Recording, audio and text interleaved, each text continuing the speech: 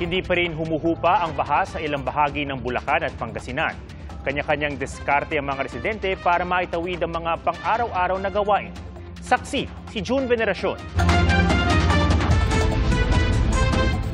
Sa taas ng baha, sa ikalawang palapag ng kanilang bahay na nananatili si Lola Milagros at kanyang mga apo sa barangay Talibaeo sa Calasiao, Pangasinan. Ang baha sa baba malalim, kaya hindi kami makalabas. Nandito kami sa taas, dito kami nagluluto sa taas. Umapaw naman ang Payas Creek na nagpabaha hanggang binti sa barangay Anolid sa Mangaldan, Pangasinan. 2 araw na ring baha sa gilid ng ilog sa barangay Poblasyon, Lingayen, Pangasinan. Kaya nakapatong sa mga upuan ang gamit ng mga residente.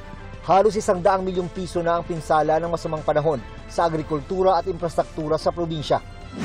Sa Kalumpit, Bulacan, hindi pa rin humuhupa ang bahang iniwan ng bagyong Karina at Habagat. Kanya-kanyang diskarte ang mga residente na hindi lang mga gamit ang itinaas. Pati mga alagang manok inilagay sa bubong. Nilalagay po minsan, pagka malulunod sila ron, hindi po sila makakapanginain. Kaya po nilalagay po namin, binubuhat namin dyan. Tapos paparabulan na lang po namin sa ibabaw ng pagkain. Kung meron kang sasakyan, dugi ka rito. Kaya ang iba, bangka ang nakaparada sa bahay. Nung nabili namin to, bali 7,000. Yun. Ito mo, 7,000 to ilang taon na to. Siguro mga nasa 9 years na. Sulit na sulit na. Sulit na. Walang sinino ang baha kahit mga taga-private subdivision. Kung sa mga nakaraang pagbaha, meron pang lupang makikita sa kanilang lugar.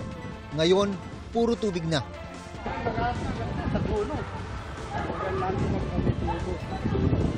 Hirap siya, na-stop na gagawin, na nakakapagtrabaho ng maayos. Dahil hirap ang mga sasakyan sa taas ng baha, pati lawn tractor ginagamit na para masakyan ng mga residente. Yun man lang makatulong po sa kanila sa paglabas-pasok. Nasa mahigit 127,000 ang apektadong residente sa Kalumpit. Sa ngayon po, halos lahat talagang lumubog. 29 barangay. Lalo na yung mga subdivision ngayon. Ito po, medyo matagal. Kasi nga, kasabay ng high tide. Yung high tide, nandiyan na talaga yan eh. Dahil catch basin ng bayan ng Kalumpit, naging parte na ng buhay ng mga taga rito ang baha. Palayan talaga itong aming kinatatayuan, pero kita nyo naman ngayon, naging instant na swimming pool para sa mga bata at iba pang residente nitong barangay Sapang Bayan dito sa Kalumpit, Bulacan. Epekto ito ng mga matinding pag-ulan na sinabayan pa ng high tide at pagpapakawala ng tubig ng 2 dam, yung Ipo Dam at Bustos Dam. Kaya yung mga taga rito, tingnan nyo naman, meron silang bagong libangan. Sa bayan naman ng Hagonoy, sa gitna ng baha, natuloy pa rin ang prosesyon para sa piyesta sa lugar. Para sa GMA Integrated News, June Veneracion ang inyong saksi. Mga kapuso, sama-sama tayong maging saksi. Mag-subscribe sa GMA Integrated News sa YouTube at para sa mga kapuso abroad, samahan niyo kami sa GMA Pinoy TV at sa www.gmanews.tv.